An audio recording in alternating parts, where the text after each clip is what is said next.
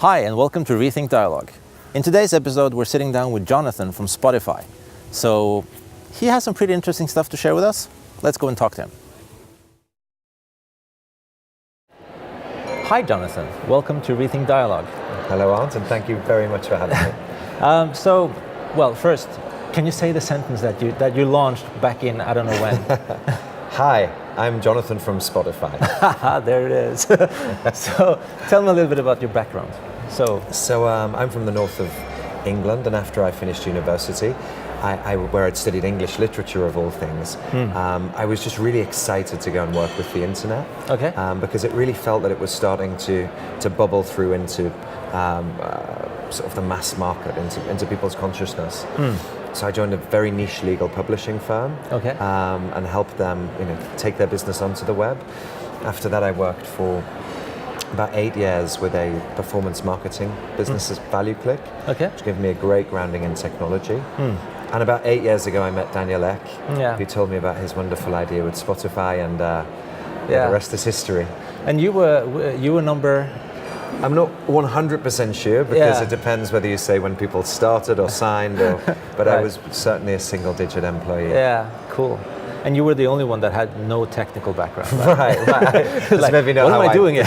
That's maybe not how I'd sell it, but I was the first person to join Spotify who couldn't code. Yeah. And I was introduced to the guys as the person who would fly around the world and shake people's hands. I've tried my best to do that. That's a cool job. So Rethink Dialog is kind of like, we like to talk about marketing in perspective towards small businesses, companies, organizations. So how could they use marketing? And then, of course, in this case, in relation to Spotify, what would be the take on how to use Spotify smarter?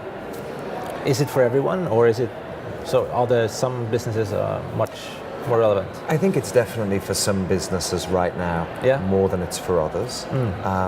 I think music is phenomenally important for all consumers. So to the extent that you're trying to reach people, I would advise any business, any brand, to think, as you're thinking about that group of people you want to communicate with, you should think about music. But when you think about advertising with Spotify, working with Spotify, I'd say people who are working on music-related activities, so a brand who's already has a music identity, people who've traditionally used radio, so they know about the power of audio advertising, or people who are trying to reach what we term Generation Y, so that sort of 15 to 35-year-old, the early adopter. That's really a sweet spot for Spotify, and we'd love to talk to brands. We enjoy talking to brands who are trying to reach those folks.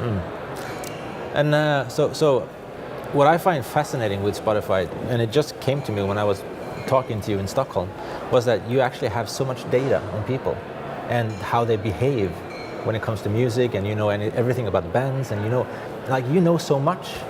How difficult is it to communicate that to actual, the clients and the corporations and the brands? It is a challenge. We have so much data, but it's packaging the data in such a way that it becomes an insight. And then, thinking about insights in such a way that you can actually create actions. So I think a good example of this is when we launched and we allow brands to target the people that they want to speak to. And we could slice and dice our audience according to, not just gender, but age and location. And there was almost, in a way, an embarrassment of riches. Brands would over-target and end up communicating to a tiny group of people who, listen to jazz music and live just outside of Oslo and were male and were exactly 42 years old. And in a way, that was unnecessary. It was overkill. But it's possible.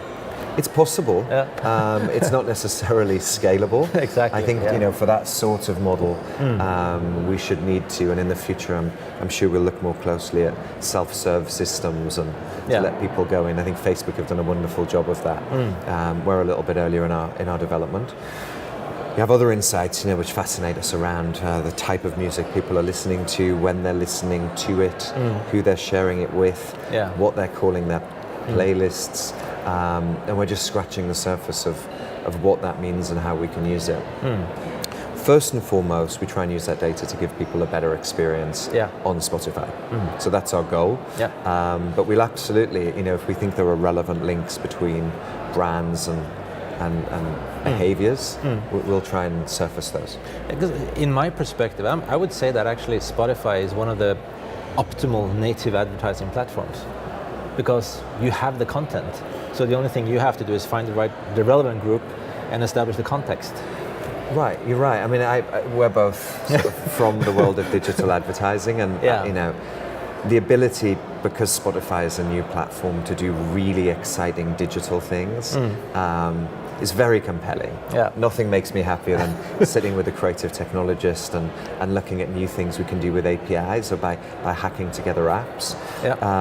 But I think you're 100% right. At the end of the day, we have people who are listening to this really cool, emotionally important content, music, and we're able to talk to them. And I think, if a brand is able to express exactly who the users are they want to be able to communicate with, and we can give them a window into that person's life and an opportunity to talk to them, then that in itself is a very, very powerful native solution. If we bust in, a load of 35-year-old women from the west coast of Norway to a huge stadium and allowed P&G to tell them a few things. Exactly. That would be very powerful, and that's basically what happens on Spotify. Yeah, it is. Have you experienced any type of cultural hijacking? So what Oreo is doing, like with this campaign, the Daily Twist campaign, you see that they take culture events and they do different momentums and different stuff that is happening throughout the world, making something of an advertising thing. But I was thinking, so with Spotify, I mean, when you see like a trending artist or some songs, and then suddenly a brand just comes in and hijacks and says, "Oh, this, like, we're connected to that one." Have that ever happened? Yeah. So I mean, we have a lot of signals about what is happening in the world being expressed by music. A huge example that jumps out immediately is when a famous artist dies. There's an immense amount of listening. People have joked in the industry before that it's the best thing that can happen to your career. Personally, I'd beg to differ. Playing Hyde Park would probably top it for me. So there are these events. I think we've seen brands being really smart and reacting to things. I've not had, taking advantage of the fact that digital is so quick. I can't think of an example where I'd say hijacking. For me, when I say hijack, it's starting to get a negative connotation. Sure, yeah. I think of users pushing back and saying that, hey, that's not really cool. You don't belong here. One of my favorites, when we first launched, there was a very small advertiser called Suitopia, who decided they'd like to try, made-to-measure, bespoke suits, wonderful service, and they said they'd like to try Spotify, didn't have an agency, made their own ad, and people went crazy. They said, this ad is terrible, very low quality, really annoying. So they very quickly made a second ad and said, hey, we're really sorry that our ad was so bad. If you will try and make one for us, we'll give you 2 free suits. Wow. And it was not only really well received and successful, people started to think that it was a master advertising campaign. So I think there's no reason, we've seen it with Old Spice, leaning into digital, being responsive. I think there's more upside than the risk of hijacking or being seen to go too far. Absolutely. Any advice you would like to give to, let's say, a young entrepreneur or marketing director in a nimble, small, tiny company within perhaps retail? Would it be smart to contact Spotify and just say, hey, can you guys help me? I need to get in touch with these kind of people. So I think smart and young, to me that means learning, and it means you have to be ravenous about learning about new tools. It's ultimately it's what will make up for the fact that you have a lack of experience is being more fresh. So I'm not surprised when those folks often are the people who say, come in and tell us what you can do. I like the 70-20-10 rule. I think you have to be careful not to just be focused on the new thing. If you're a retailer, then understanding your existing partners and what you can do to accelerate your business with them. That's your 70. Your 20 is hopefully you tried a bunch of things last year that you've researched, and I wish everybody would do more research.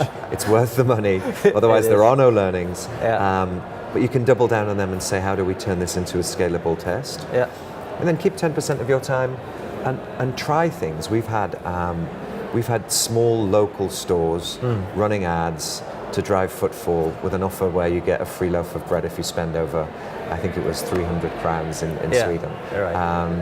And it should be fun. You'll learn, and I think it's a way to try and do business.